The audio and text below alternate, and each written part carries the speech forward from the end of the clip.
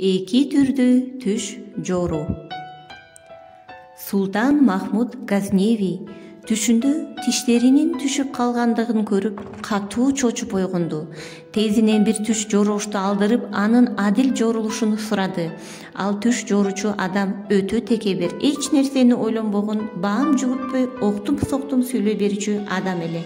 Ал Махмуд Газневиге мындай деди: сиздин баала чакаларыңыз, туугандарыңыз сизден мурда өлүп кетишет.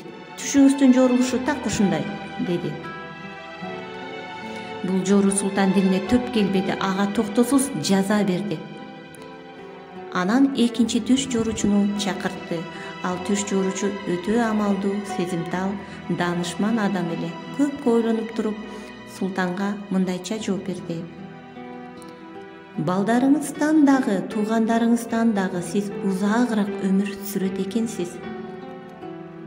Бул түш жооручунун сөзү Султан Махмудга абдан жагып, ага көптөгөн тартуу сый берип узатты. Андан соң султан тегериндеги топтолгондорго карап мындай деди: түш жорууштардын экөөнүн тең жоругу төркүнү бир түрдүү эле, бирдей эле.